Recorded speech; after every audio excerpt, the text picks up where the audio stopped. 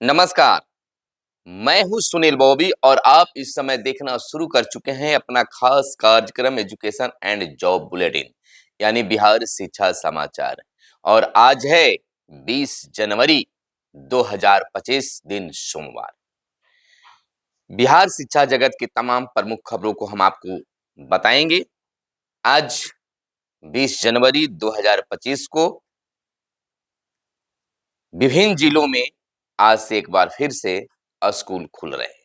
पटना, औरंगाबाद जैसे जिलों में शीतलहर को लेकर स्कूल 18 जनवरी तक बंद कर दिए गए थे और आज सोमवार है, मौसम भी साफ, तो आज स्कूल खुल रहा है। बच्चों की किलकारियां स्कूलों में आज से गूंजने लगेगी।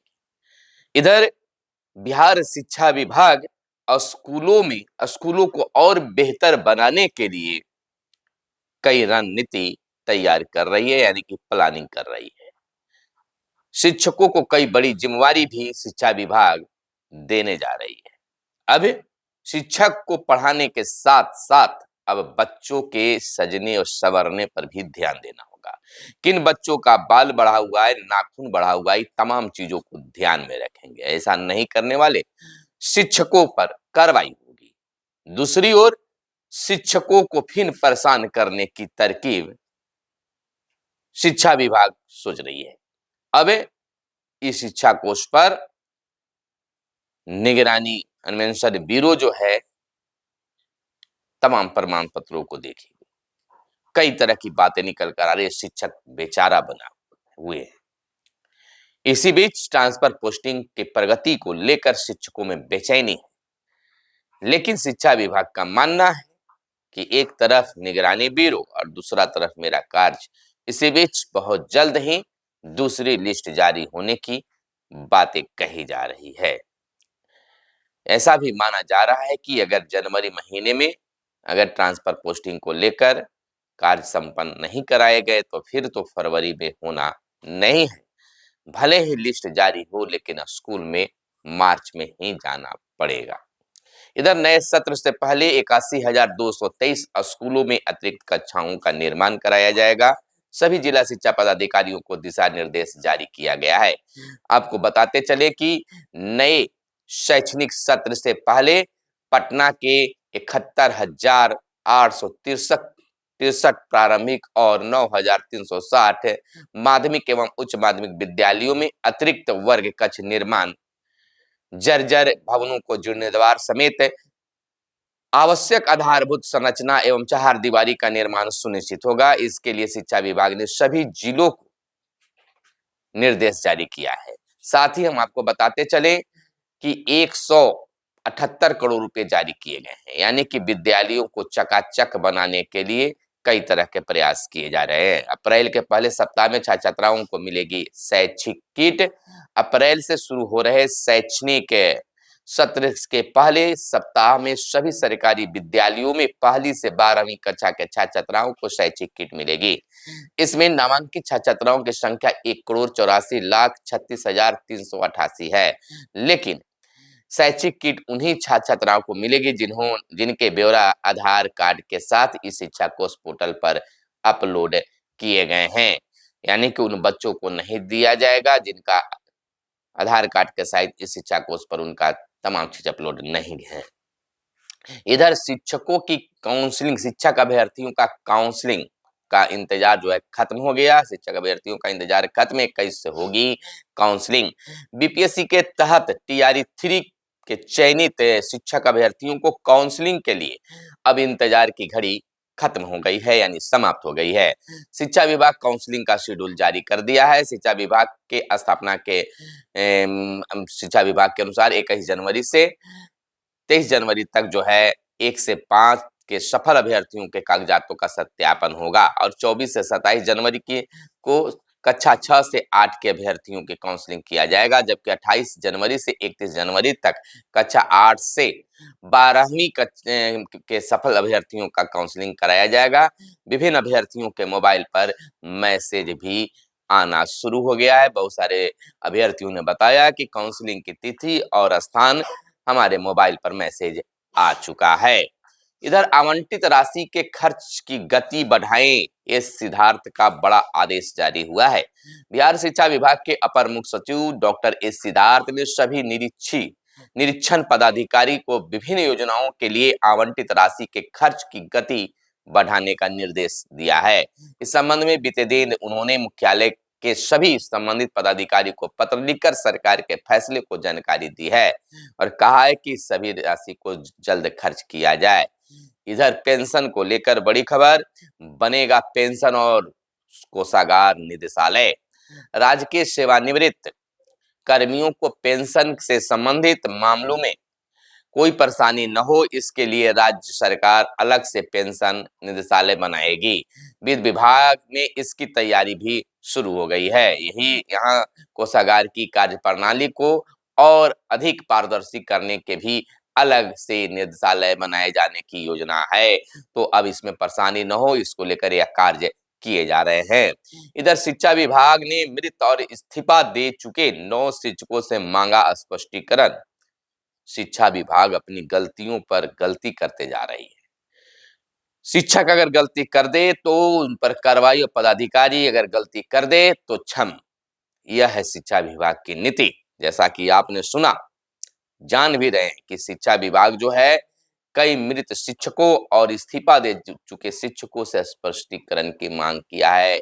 अररिया से यह खबर आ रही है, विभिन्न सोशल मीडिया पर हो रहा है वायरल। इस बात को लेकर शिक्षा विभाग की हो रही है किरकिरी। हम आपको बताते चलें कि शिक्षा विभाग इस तरह के फरमान निकालकर खुद अपनी किरकिरी कराती है। कई शिक्षकों का आरोप, हमने बनाया ऑनलाइन हाजिरी फिर कार्रवाई क्यों? शिक्षकों के निधन की सूचना देना एचएम की जवाबदेही, अधिकारी का मानना है। आपको बता दें कि बीते दिन लगातार इस तरह के मामलों से शिक्षा विभाग की किरकिरी हो रही है। सरकारी स्कूलों में ऑनलाइन हाजिरी पर भी बवाल मच रहे हैं। हाजिरी बना रहे हैं लेकिन इस शिक्षा कोष पर वह शो नहीं कर पा रहा है। इधर कक्षा 6 से 8 के बच्चों को दी जाएगी कंप्यूटर की भी किताबें। इस वर्ष पहली बार मध्य विद्यालय यानी कक्षा 6 से 8 के बच्चों को कंप्यूटर की किताबें दी जाएगी ताकि कंप्यूटर के बारे में प्राथमिक जानकारी उन्हें मिल सके। बताते चले कि मध्य विद्यालयों में कंप्यूटर की पढ़ाई शुरू करने का विभाग विचार कर रहा है। किताबों में सड़क सुरक्षा से संबंधित जानकारी भी उपलब्ध होगी। इससे बच्चों में सड़क सुरक्षा को जागरूकता कम उम्र में ही बन जाएगी, ऐसी सोच है विभाग की। इधर किताबों के लिए बच्चों को नहीं करना होगा इस वर्ष इंतजार। आपको बता दें कि नए सत्र के शुरुआत से पहले जिलों में पहुंचेगी, विद्यालयों तक पहुंचेगी किताबें। 14 जिलों में किताबें पहुंचाने लगी है निगम निगम बिहार पाठ्य पुस्तक प्रकाशन निगम लिमिटेड भेज रहा है किताबें। किताबों के साथ ही भेजी जा रही है अभ्यास पुस्तिका भी। समग्र शिक्षा अभियान में दी जाती है निःशुल्क किताबें। 6 से 8 तक को बच्चों को कंप्यूटर की भी किताबें दी जाएगी। इधर आईटीआई से टैग होंगे अब विद्यालय। हाई स्कूल और +2 के बच्चों को व्यवसायिक प्रशिक्षण से जोड़ने की पहल है। औद्योगिक के प्रशिक्षण संस्थानों में मिलेगी कौशल की ट्रेनिंग। आपको बताते चले कि इससे विद्यालयों में विकास की गति तेज होगी। नई पेंशन के विरोध में 1 को मनाएंगे काला दिवस। शिक्षक काला बिल्ला लगाकर करेंगे शिक्षण कार्य। अखिल भारतीय प्राथमिक शिक्षक संघ ने यह निर्णय लिया है। तो इससे पेंशन योजना की मांग लोग कर रहे हैं। तो वहीं स्कूल से वंचित 21,000 बच्चे चिन्हित बच्चे 6 से 19 आयु वर्ग के हैं। बिहार में घर घर जाकर किया गया सर्वेक्षण। आपको बताते चले कि 38 जिलों में शिक्षा विभाग ने पिछले महीनों किया था सर्वेक्षण। स्कूल से वंचित सर्वाधिक बच्चे कटिहार जिले में मिले। शिक्षा मंत्रालय के प्रबंध पोर्टल पर चिन्हित बच्चों की जानकारी हुई है अपलोड और आपको तमाम जिलों को रखा गया है कि सबसे ज्यादा जो है कटिहार जिले में बच्चे मिले हैं। उसके बाद सीतामढ़ी, गया, भोजपुर और अररिया और 5 जिलों में सबसे कम बच्चे चिन्हित किए गए हैं खगड़िया, शेखपुरा, बांका, दरभंगा और बेगूसराय में। बिहार में दरभंगा की स्थिति अन्य जिलों से अच्छी भी बताई जा रही है। वहीं हम आपको बताते चले कि पूरे देश में बीएड दाखिले के लिए एक प्रवेश परीक्षा होगी। एनसीईआरटी की गवर्नेंस बॉडी की बैठक में लाया गया है यह प्रस्ताव। तो यह बेहतर कार्य करने की लोगों ने प्रशंसा भी की है। 4 कॉलेजों में बिहार में होती है बीएड की पढ़ाई, सभी कॉलेज की बीआरएबीयू में। एनसीईटी ने नई शिक्षा नीति के तहत तैयार कर रहा है प्रस्ताव। एनटीए को दी जा सकती है परीक्षा आयोजन की जिम्मेवारी। इंटीग्रेटेड बीएड प्रवेश परीक्षा भी एनटीए को देने की तैयारी है। तो इस तरह से बीएड को लेकर तैयारी चल रही है। इधर बेंच डेस्क खरीद में डीयू भी दोषी, कार्रवाई की अनुशंसा की गई है।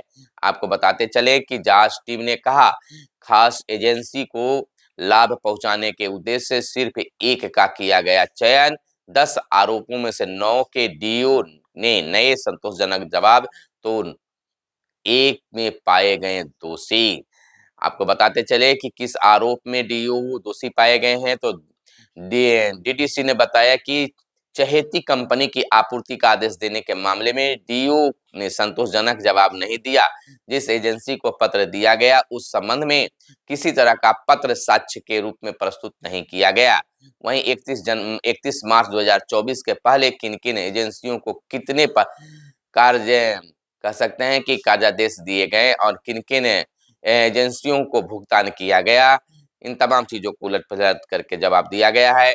आपको बताते चले कि तमाम चीजों को लेकर बिहार शरीफ में यह कार्रवाई की जा रही है और विभिन्न जिलों में भी इसकी कार्रवाई की पहल की जा रही है। इधर सेंटर में सफल बच्चे ही दे पाएंगे प्रायोगिक और सैद्धांतिक परीक्षा, प्रधानाध्यापक को निर्देश, असफल का एडमिट कार्ड नहीं करें जारी। 21 से शुरू होकर 23 जनवरी तक चलेगी मैट्रिक की 2025 के लिए प्रायोगिक परीक्षा। 17 से 25 फरवरी तक संचालित होगी मैट्रिक की सैद्धांतिक विषयों की परीक्षा। प्रवेश पत्र खो जाने के बाद भी दे सकेंगे अब परीक्षा, इसको सुनिश्चित करेंगे वहां के केंद्राधीक्षक। तो यह थी आज की तमाम छोटी बड़ी खबरें जो आपके लिए काम की खबरें थी। चैनल पर पहली बार आए हैं या अब तक चैनल को सब्सक्राइब नहीं किए हैं तो चैनल को जरूर सब्सक्राइब कर लीजिएगा। मिलते हैं फिर अगले वीडियो में, तब तक के लिए दीजिए इजाजत। जय हिंद, जय भारत, वंदे मातरम।